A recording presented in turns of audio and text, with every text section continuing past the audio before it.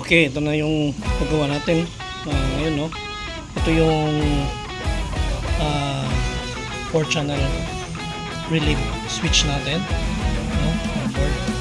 So tatlo lang actually ang kailangan ko dyan. Tig-isa nyan is yung sa fog lamp or MDL, isa. Tapos yung isa nyan is dun sa DRL ng kilay, no? Kasi gusto ko na nakailaw yung DRL, hindi sabay sa park light, no? Ngayon may option ako na pwede isabay sa park light, pwede hindi. Okay, so ito yung sa kilay, yung dulo, ito yung ano niya, yung input na signal para mag normally open, normally closed. Itong dalawa sa dulo naman is yung fog lamp or MDL, no? So ito ngayon yung sa ignition. Okay, ignition to, ito supply ignition, at maiksi ito kasi ito body ground lang to. Okay, ito sa ignition, pag on ipapower niya yung circuit na to, circuit board. Siyempre pagpatay, para alam kung sumo patay din. Ito ngayon is yung supply, no? Yung supply naman sa battery.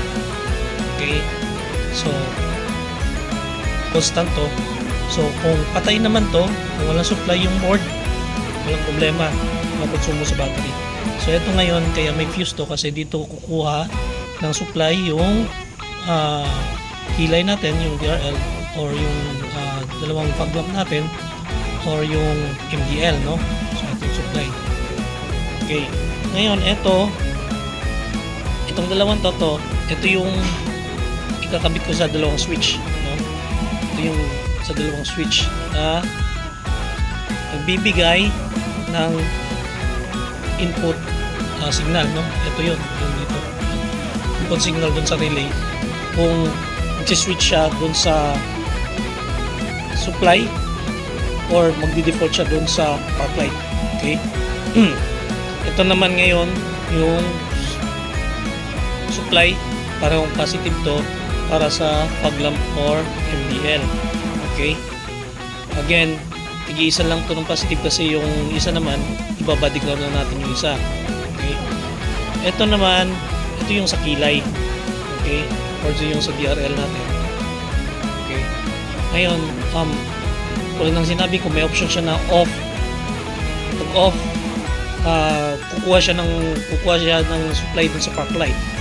Pag on, kahit walang park light, kukuha siya ngayon ng supply dito sa battery natin. Okay, so ikakabit na natin to sa ating ERN. Yan. Okay, so ito yon. Yan yung switch ko. Okay, yung dalawa. Isa dyan is fog lamp, isa yung sa kilay DRL or daytime running light. Yung isa is fog lamp or MDL. Okay, makikita nyo to, ito nang sinabi ko, yan, ito yung pupunta doon, right? So kabit na natin, tingnan natin kung ano resulta. Okay,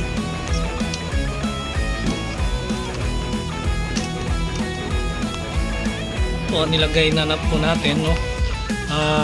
Patayin muna natin. Okay, so pag pinatay natin yan, natin ilaw yan. Okay, ilaw yan, eh. So pag binuhay natin, yan, nagkakailaw. Okay, nagkakailaw. So ngayon, yan na ngayon yung nilagay nating relay, no? Yan. Kaya ko nilagay ng bote yan para pag maulan, hindi siya mababasa, no? Tapos yung narrow na opening facing down. Okay, kaya ito din nilagyan ko rin ng ano dito sa likod, no? Pinakpan ko just in case na may ulan, no?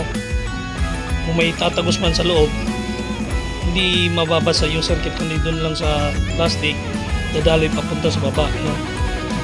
So ang likelihood nito na mayroon nito, no, na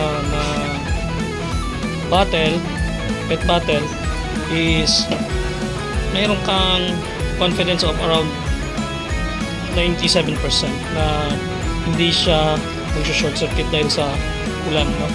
Okay, so ito na ngayon yung nilagay nating relay, no? Gamit tong dalawang switch. So ito ngayon yung para sa fog lamp, na-test ko na kanina yan, may lumalabas na 12 volts dito, no? Pag tinest ko rin dito, ito, yan. Pag ito kasi yung DRL niya, yung kilay niya. Pag park light mo, tsaka ilaw yan. Okay? Kita nyo, umilaw, di ba? Kasi naka-normally close siya. Kumukuha siya dun sa park light. Ngayon, pag gusto ko na walang park light, gusto ko lang umilaw to, pwede kong i-switch to. Yan. Pag ini-switch ko yan, yan, iilaw na. Okay? Ilaw na siya. So, pag pinatay ko, walang ilaw. Pag, yan, meron. Ngayon, pag park light naman, okay, so yan yun.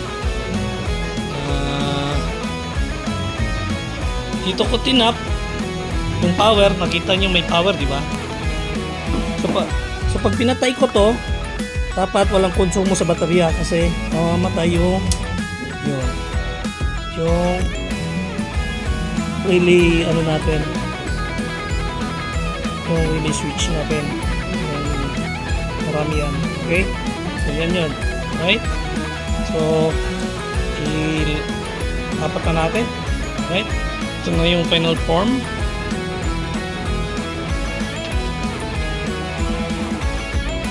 Ating motor, ibalik ko na lahat.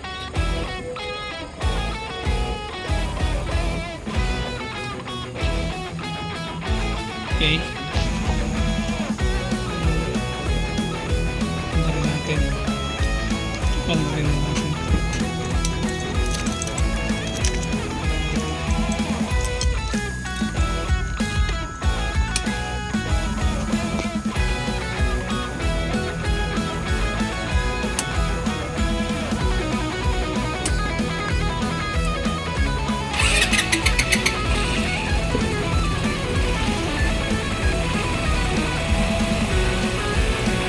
Ayan po siya, ating motor.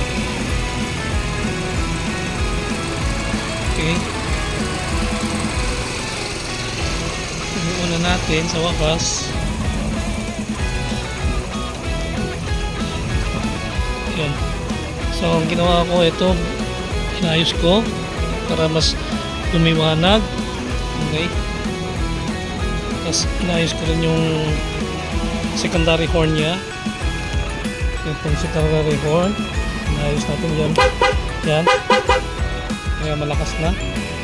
Okay, inayos din natin yung mga ano ng signal light, yung connection. Tapos nilagyan natin ng mga relay, bypass switches. Ito nasa buka yan. Okay, tapos ito nilagyan natin ng panibagong sticker. Ito inayos natin yung ano ng tangke kasi ito pang NMAX version 1 na itong dalawa. Okay, so inayos natin to kasi ito ginawa kong black. Okay, ganyan siya pag walang park light, no? Ginamitan natin ng bypass switch para umilaw pa rin yan. Pati yan, yan yung walang park light. Okay, walang park light yan, so umiilaw pati yung kilay. Okay, pinatay natin tong bypass natin dito. Yan, patay. Okay, walang kilay. Okay, okay, yan, wala yung third brake light niya dyan.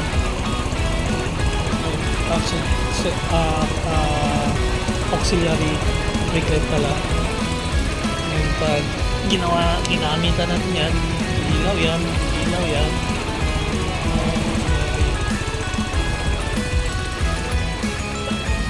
light. Yeah.